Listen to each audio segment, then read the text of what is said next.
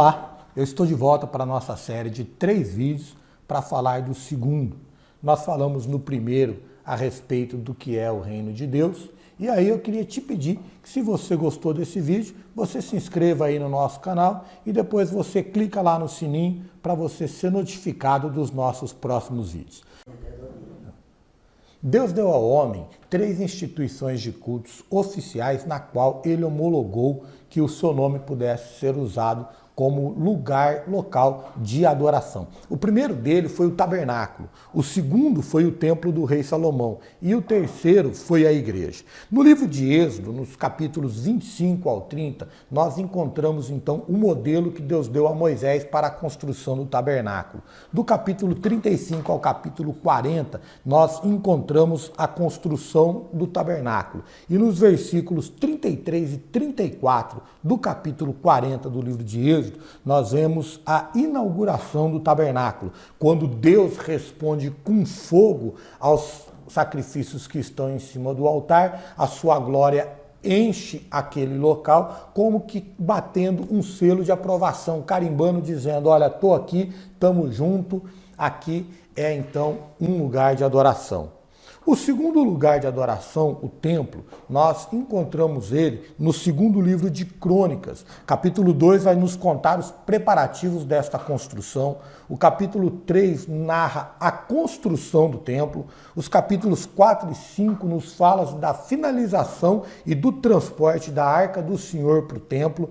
E no capítulo 6 nós vemos a dedicação do templo e a oração feita pelo rei Salomão. E no capítulo 7, versículo 1, então nós vemos a inauguração do templo, quando após a oração de Salomão, Deus responde com fogo e ele consome os sacrifícios, os holocaustos ali postos, e a glória do Senhor enche todo aquele lugar, e isso também vem como um carimbo de Deus, aprovando então o templo como um lugar de adoração.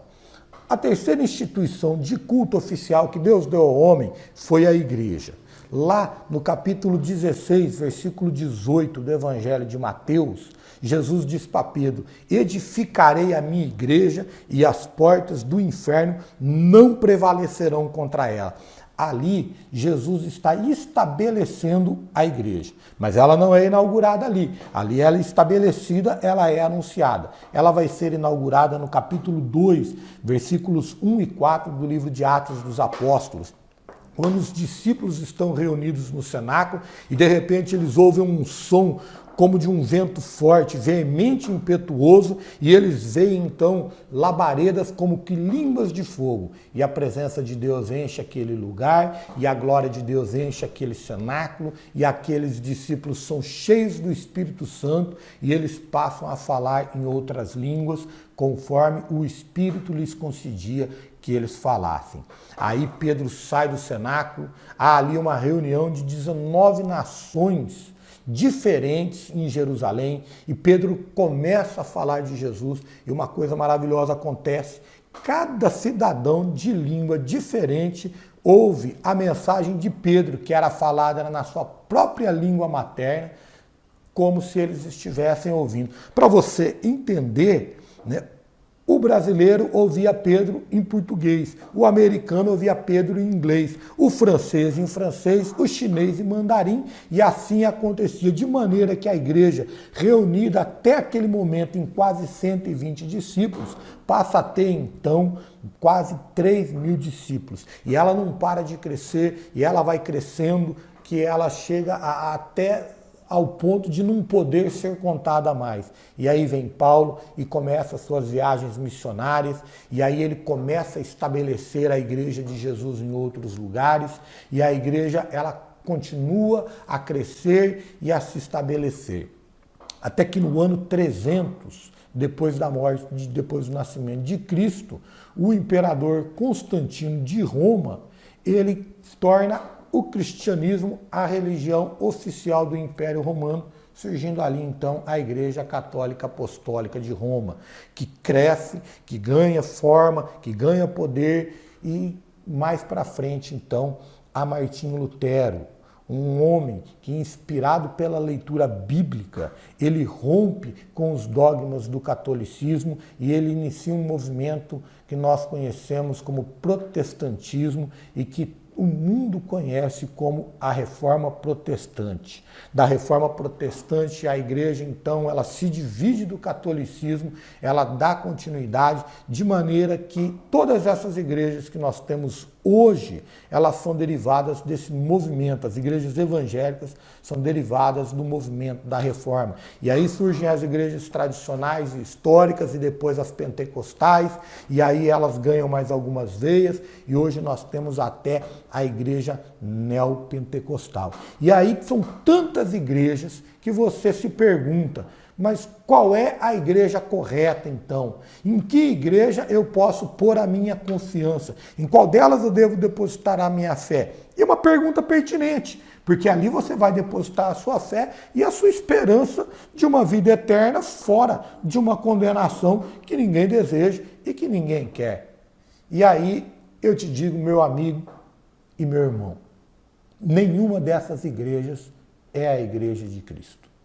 Eu afirmo para você categoricamente que Deus não cabe em nenhuma dessas religiões que nós conhecemos hoje. Jesus não cabe em nenhuma religião. Religião é pequenininha demais, mesquinha demais, limitada demais para conter o Deus criador de tudo e de todas as coisas. E a gente vê isso na própria Bíblia. No Velho Testamento, por exemplo, quando os homens tentavam domesticar a fé, quando eles tentavam delimitar a fé, quando eles tentavam acomodar a fé, Deus levantava um profeta, esse profeta vinha, puxava o tapete debaixo do pé de todos eles e dizia assim: Deus continua sendo Deus e Deus continua sendo livre. Deus opta quase sempre para fora das oficialidades da religião. E isso fica muito claro no Novo Testamento, quando a gente vê que aqueles líderes religiosos, os detentores da religião judaica, os fariseus principalmente, eles viviam em constante conflito com Deus, porque para eles, Deus não se enquadrava dentro da religião do próprio Deus. Ou seja, para os fariseus, Deus descumpria a lei que ele havia dado para Moisés. E aí cria-se um paradoxo. Será que então Deus descumpriu a lei? Não, meu querido. Deus não descumpriu a lei. Deus cumpriu toda a lei. Jesus disse isso. Eu vim cumprir a lei e vou cumpri-la. E cumpriu. A diferença é que Jesus não cumpria, não fazia a vontade de Deus dentro da interpretação da religião dos judeus, que era o povo de Deus. Então, Deus está, assim, muito além de qualquer uma das nossas religiões, de qualquer definição que nós temos, de qualquer doutrina que o homem, ou filosofia que o homem possa criar. Agora, vamos voltar aqui no texto de Mateus para a gente entender, então, qual é a igreja verdadeira de Deus. No capítulo 16, versículo 18 de Mateus, Jesus faz um jogo de palavra com Pedro. Ele diz assim: Pedro, tu és uma pedra, mas apenas uma pedra. Para você entender o contexto disso, Jesus estava no barco com seus discípulos e ele pergunta para os discípulos assim: olha, quem os homens estão dizendo que eu sou? O que a pesquisa de opinião pública está falando a meu respeito? Aí os discípulos respondem: uns dizem que o Senhor é João Batista, outros dizem que o Senhor é o Elias. E aí Jesus pergunta: e vocês? Quem é que vocês, meus discípulos, que andam comigo, que caminham comigo, que estão comigo esses anos, dizem que eu sou? E aí Pedro toma a frente e responde: tu és o Cristo, o Filho de Deus, o Filho do Deus vivo. E aí Jesus diz: olha, Pedro, tu és bem-aventurado, porque não é carne nem sangue que te revelou isso, mas meu Pai que estás no céu. E eu te digo, e aí entra o jogo de palavra de Jesus: tu és Pedro, ou seja, tu és uma rocha, que é o significado do nome Pedro, derivado do grego. Mas sobre esta pedra, Jesus falava de si mesmo: eu vou edificar a minha igreja e as portas do inferno não vão prevalecer contra ela. Olha, Talvez você entenda que Jesus disse que a igreja dele seria edificada sobre Pedro, mas não, a igreja dele foi edificada em cima dele. Olha o que Paulo diz no capítulo 3, versículo 11 da sua primeira epístola no livro de Coríntios. Ele diz assim: porque ninguém pode lançar outro fundamento além do que já está posto, o qual é Jesus Cristo.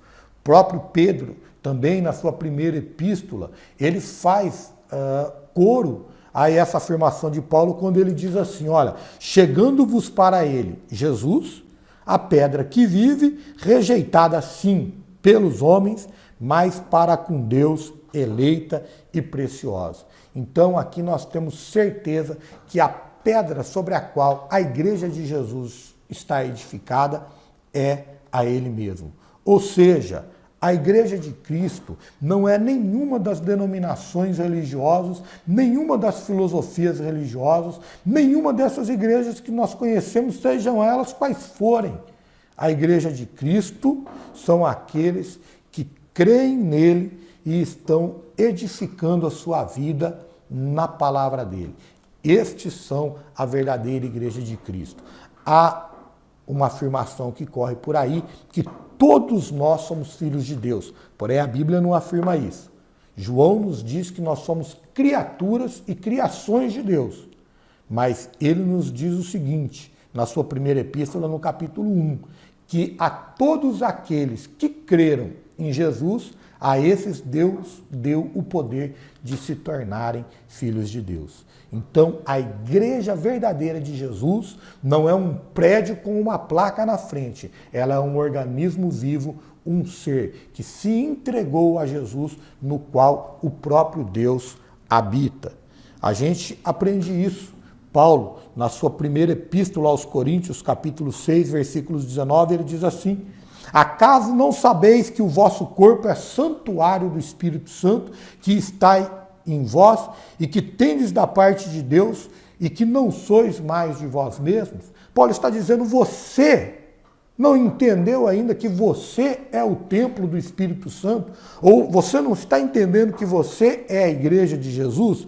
Pedro também fala a respeito disso no capítulo número 2, versículo número 9 da sua primeira epístola, quando ele diz assim: vós, porém, sois raça eleita, sacerdócio real, nação santa, povo de propriedade exclusiva de Deus, a fim de proclamardes as virtudes daquele que vos chamou das trevas para a sua maravilhosa luz. E o próprio Jesus esclareceu isso aos discípulos lá no finalzinho do Evangelho de Mateus, capítulo de número 24, versículo de número 48, um pouquinho antes eles dizem assim: e vocês vão sair para pregar essa mensagem de arrependimento, porque disso vocês são minhas testemunhas. Ele não deu o nome de nenhuma igreja, mas ele deu ao homem a oportunidade e o privilégio de ser a sua igreja. Olha, e o que nós precisamos então fazer para sermos igreja de Jesus? A Bíblia nos diz que a primeira coisa que nós precisamos fazer é nos arrependermos dos nossos pecados. O Evangelho de Mateus nos conta o início do ministério de João Batista e de Jesus. Capítulo 3, versos 1 e 2, a mensagem de João Batista era: arrependei-vos, porque está próximo o reino dos céus. E a mensagem de Jesus, descrita por Mateus no versículo 28 do capítulo 12, é: arrependei-vos, porque é chegado a vós o reino de Deus. Essa é a primeira coisa, nós precisamos nos arrepender dos nossos pecados. A segunda coisa que nós precisamos é nascer de novo. Capítulo 3 do Evangelho de João, dos versículos 1 ao 7, nos mostra uma mensagem, uma conversa bastante interessante. Nicodemos, um fariseu, teve uma conversa noturna com Jesus e ele disse: olha, eu sei que o Senhor é diferenciado, eu sei que o Senhor é alguém que eu não conhecia alguém até hoje, pelas coisas que o Senhor fala, ensina e pelas coisas que o Senhor faz. Então me responde uma coisa: o que eu preciso fazer para herdar a vida eterna? E Jesus diz assim: você precisa nascer de novo. Aí ele não entende, ele diz, mas como é que eu vou nascer de novo? Sendo eu já velho, vou poder entrar no ventre da minha mãe? Jesus disse assim, Nicodemos, se não nascer da água, que é a palavra, e do Espírito, não vai herdar o reino de Deus. Jesus nos ensinou que a palavra, ela nos purifica. E nos ensinou que só o Espírito Santo é capaz de nos convencer dos nossos pecados, da justiça do sacrifício de Jesus e do juízo que vai vir um dia para que todos nós prestemos contas a Deus. E também nós precisamos entregar as nossas vidas totalmente a Ele. Mateus capítulo 16, versículo 24, Jesus diz assim, quem quiser vir após mim, negue-se a si mesmo, tome a sua cruz e me siga. É quem quiser. Ele não obriga ninguém. Deus nunca obrigou ninguém a nada. Sempre deu muito e pediu pouco. Deu ao homem um jardim total e disse, somente de uma árvore você não come. Deus, ele é assim. Ele te oferece muito, te pede pouco. Mas para que nós sejamos igreja viva de Deus, nós precisamos crer em Jesus como nosso Salvador. Precisamos nos arrepender dos nossos pecados. Precisamos nascer de novo no ato do batismo e também precisamos nos entregar completamente a Ele. Como igreja do Deus vivo, ela jamais será um prédio. A igreja de Deus jamais será um prédio. A igreja de Deus é um organismo vivo. São aqueles que creem nele, que levam o evangelho das boas novas dele, cheios do Espírito Santo dele, cumprindo, dando continuidade à missão de Jesus aqui nessa terra. E aí, você, depois de ouvir me falar a respeito do reino dos céus e da verdadeira igreja de Jesus, você diz assim, então para que é que eu estou indo numa igreja? Para que é que eu tenho uma religião? Por que é que eu estou frequentando um templo se Deus, ele habita dentro de mim e se o reino de Deus, ele é expresso através da minha vida? Não preciso mais ir para igreja nenhuma. E aí, meu amigo, eu te digo, você está completamente enganado. E eu peço que você assista o próximo vídeo, no qual nós vamos falar das religiões, e aí você vai ver o quanto a comunidade, a igreja, comunidade institucional, ela também é importante e também é parte do plano de Deus para a vida de cada um de nós. Dá um toque no sininho e eu espero você no próximo vídeo. Até lá!